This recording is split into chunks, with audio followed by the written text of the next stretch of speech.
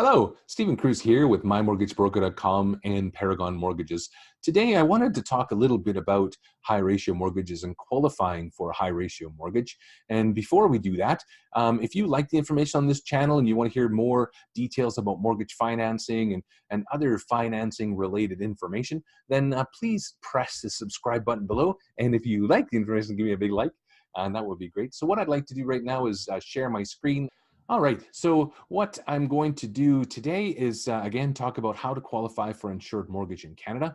So what is an insured mortgage? Insured mortgage is if you purchase a house with less than 20% down, then the lender has to get the mortgage insured.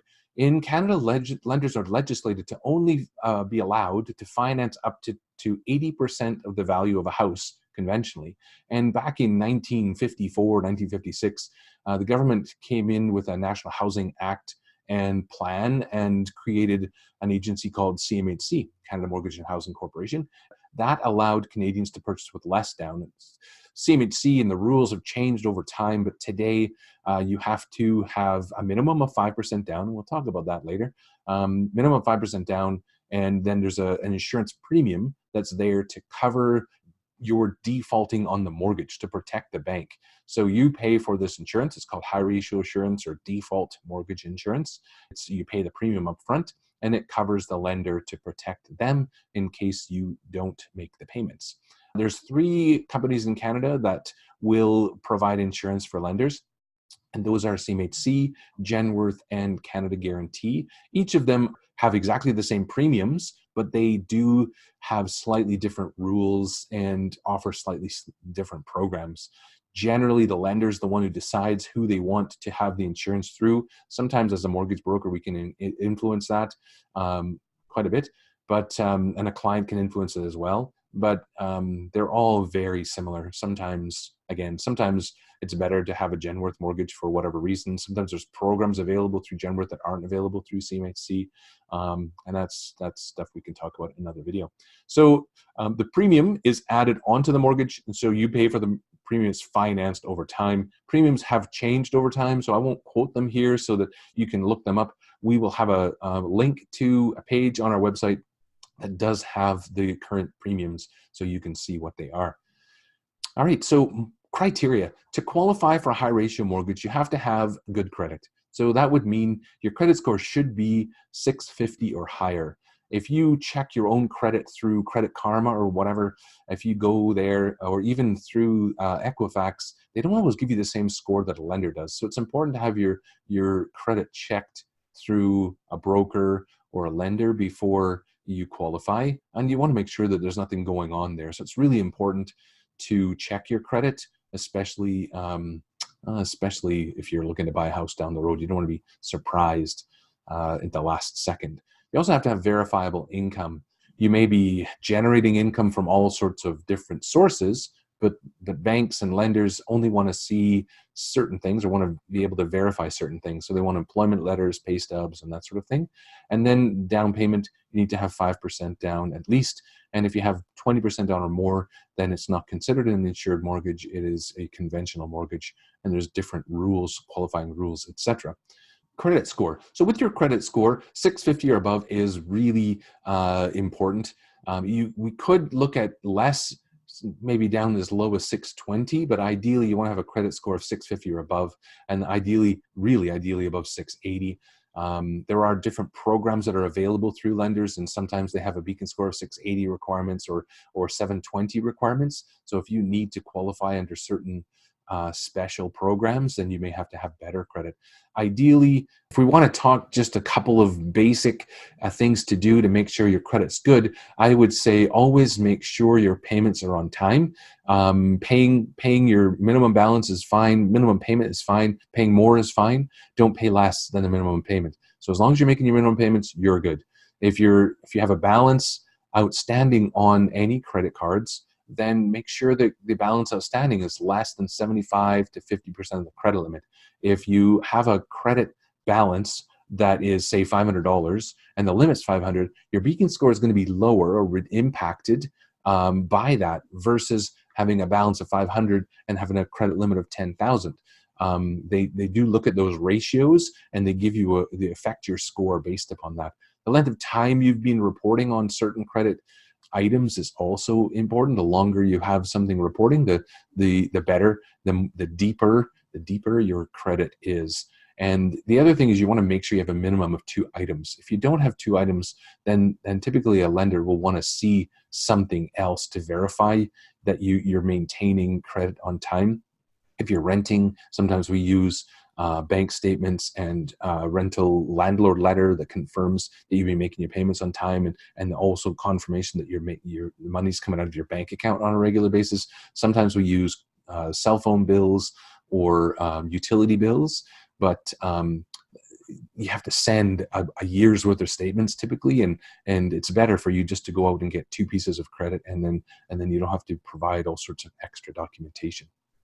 If we talk about verifiable income would be based upon the type of job you're working. So if you're in a salary position, then it's fairly easy. You get an employment letter and pay stub. If you're part-time, say you have two part-time jobs. If 2 part-time jobs, you need to have 2 years of history working 2 part-time jobs. Not everyone can do that. It's hard to work 2 part-time jobs. And so the lender wants to see consistency, that you're generating this much income over a period of time so that it can be comfortable that you'll continue to make your payments for the life of the mortgage. So with part-time income, we usually ask for 2 years of notice of assessments on income tax returns, as well as an employment letter and pay stub from both jobs if you're working 2, 1 job if you're just working 1. If you're self-employed, lenders will look at 2 years of your notice of assessments and your income tax returns, and typically they use line 150 of your income tax return to verify your income. That there are other self-employed programs, and that's not really what I'm going to talk about in this video, and we will have another video to talk about that. But there are other programs where we can add back some income, use more income, and be a little bit more creative with verifying your income to get you to qualify for a house. And again, we'll talk about that again. Sometimes clients will come to me and say that they're going to have a roommate, or they rent out their room here or there, or they sell stuff, or they regularly make money doing something, but they don't declare it on their income tax returns. So if you're not declaring something on your income tax returns for 2 years, then banks really don't want to look at it. They're not sure if it's going to be consistent. It's hard to verify, and so they just won't use it.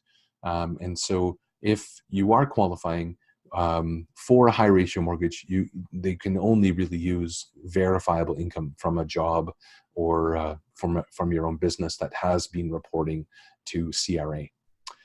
So down payment, minimum down payment for a high ratio mortgage is 5% down, but there is a program available that you could borrow the down payment, and so effectively it's 0 down, but you would borrow the 5% as a loan from somewhere and use that for the down payment on your house. Still, minimum down payment is 5%.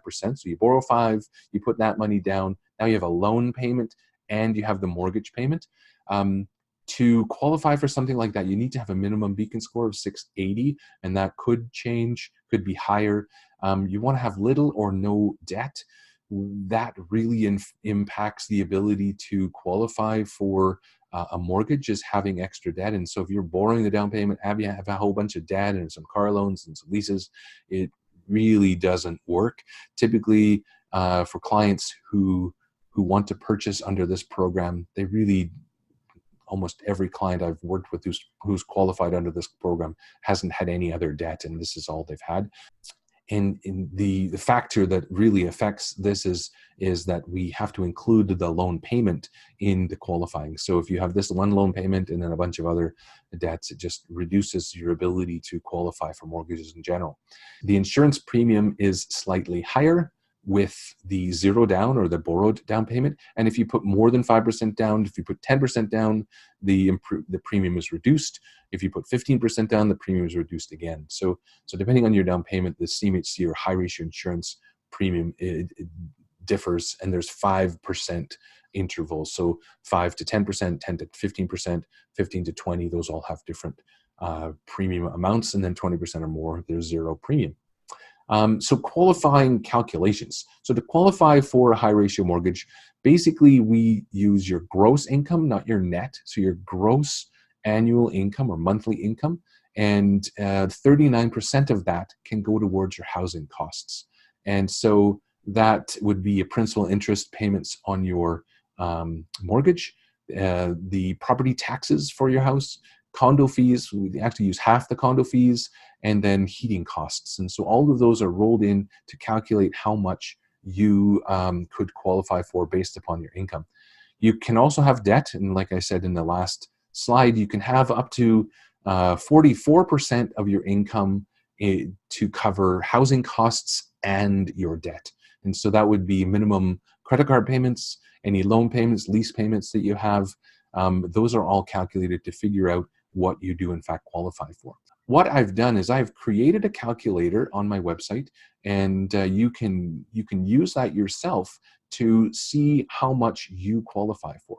And so you go to mymortgagebroker.com, and then you click on this little calculators button at the top, and that'll take you to the calculator page. And on this page, there's 3 calculators, and the top 2 will help you calculate a mortgage. So the first one is a mortgage payment calculator. So you would put in a purchase price in this calculator, and then you can put in your purchase price and down payment, and then it'll tell you what the mortgage payment will be, and then it'll also tell you how much income you need to qualify for that purchase price. And this calculator is based upon your income. And so you put in your income that you're earning and how much down payment you've saved, and it'll tell you how much mortgage you qualify for, how much purchase price.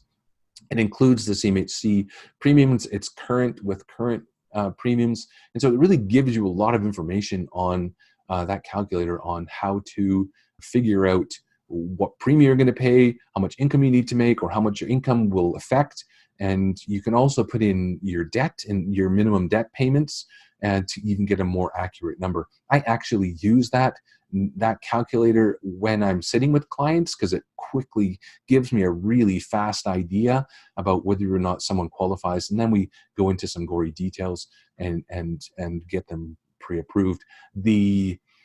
Sometimes when people do this themselves, they overestimate how much money they make. Sometimes they underestimate how much money they make. So it is important to realize that this is just kind of a ballpark figure. It could be extremely accurate depending on how accurate the numbers are that you put in there.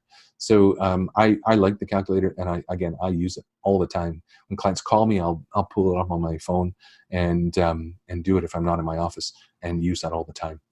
So if you like this video, if you thought the information was beneficial, please subscribe to my channel and press that like button, and tell all your friends, share with your friends. And if you have any other ideas for other videos you'd like me to talk about, please put them in the comments. If you have questions about this, or you need clarification on anything I've said, then please comment below, and I will answer your questions.